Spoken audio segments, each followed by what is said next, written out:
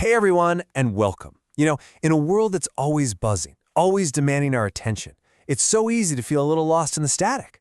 So today, we're going to step away from all that noise. We're going on a journey inward to explore that quiet, deep space inside and ask, who are we really beneath it all? All right, let's dive in. From the moment we get here, it kind of feels like life has a script ready for us, doesn't it? The first 10 years, just a blur of games and play. Then you hit the teenage years, a total rush of thrills and the stress of exams. And then boom, you're an adult. Suddenly it's all about bills and responsibilities, on repeat. And eventually you get to old age, which gets boiled down to wills and pills. It's a relentless pace. And that's the trap, right? We're so busy just trying to keep up, running from one stage to the next, that we almost never get a moment to just stop, to breathe, and to ask those huge, important questions about what this is all for. To even begin to find those answers, we have to shift our focus. We have to look away from the outside world and turn our attention inward. Because inside our own minds, there is a whole universe of urges, thoughts, and feelings that are shaping our entire experience of life. Okay, so this is a really crucial distinction to make. Our body has these simple, totally legitimate urges. You feel hungry, you feel thirsty. These are just natural signals, and we should listen to them. But the mind, well, the mind has a whole different set of urges, like lust, anger, and greed. And these are way more complicated. If we just let them run wild, they can become incredibly destructive. The source material actually calls these patterns the cancers of the mind. And think about it.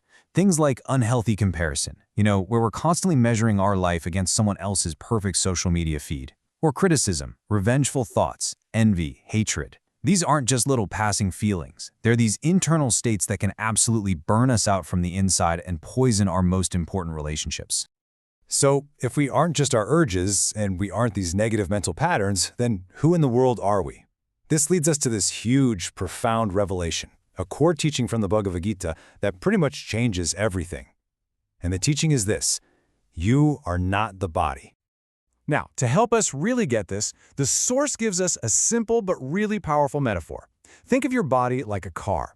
It gets you around, right? It experiences wear and tear, it needs fuel. But you are not the car. You are the driver, the conscious being inside who's actually directing it. Or here's another one that illustrates the idea even more beautifully. Your body can sometimes feel like a cage, with all its limitations and aches and pains. But you are not the cage. You are the bird inside, alive, conscious, and totally separate from your physical form. This real you, this driver, this bird, is what the Source calls the soul, or Atma. It's described as eternal, something that can't be destroyed.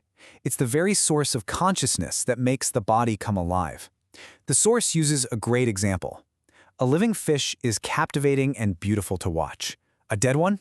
Not so much. That difference, that spark, is the presence of the soul. It's what gives life all of its beauty and attraction. Okay, so if we are the soul, the driver of this car, what tools do we actually have to work with? Well, it turns out we have this whole inner team that we need to learn how to guide. And as we're about to see, this team has its own little hierarchy. I absolutely love this analogy. Okay, think of your senses like a bunch of little kids in a shopping mall. They see something shiny and they want it right now. I want that. I need this.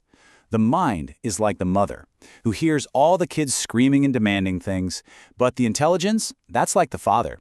He has the wisdom and the foresight to look at the whole situation and guide the mother on what's actually best for the children in the long run. Let's try a tech analogy. The mind is kind of like a hard disk. It just stores everything, every desire, every impression, every memory. It often just acts on instinct, and it can get totally overwhelmed, which can lead to feeling depressed or hopeless. The intelligence, on the other hand, is the CPU, the central processing unit. It's the real decision maker. It analyzes things, it can tell the difference between right and wrong, and it offers constructive plans instead of just reacting. And it is so crucial to understand, we are not talking about IQ or how many books you've read here. This is about a much deeper wisdom, a spiritual intelligence. It's the ability to see past the immediate want or desire and understand what is truly good for our soul, for our well-being. And this is a kind of wisdom that we have to actively cultivate. So how do we do that?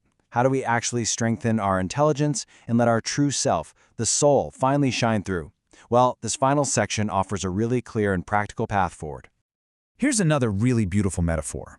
The soul, your true self, is always perfectly pure and beautiful. Always. The problem is that our minds can become like a mirror that's covered in layers and layers of dust and dirt, impurities like anger, greed, envy. And when the mirror is that dirty, we just can't see the true, clear reflection of who we really are. The process, then, is actually pretty simple. We just need to clean the mirror. So, how do we do it? The source suggests two main methods. First, you cleanse the mind directly through spiritual practices, like chanting, which helps to wash away all those impurities.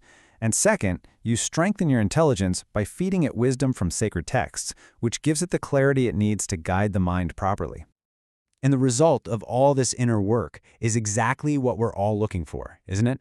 When the mirror of the mind is clean, we don't just see ourselves more clearly. We start to experience genuine clarity in our decisions, real focus in our actions, and a deep, unshakable sense of peace and happiness. And that brings us to one final, really powerful image. Think of your true self, the soul, as the sun. It is always there. It is always shining, always radiant. It's never gone. But sometimes it just gets covered by the clouds of a troubled mind. Our job, then, isn't to create the sun. It's just to clear away the clouds. And that brings us to the final question, the one this whole journey has been leading to. It's a question for you to take with you. Now that you know the sun is there, just waiting, how will you begin to clear away the clouds and let your soul finally shine through?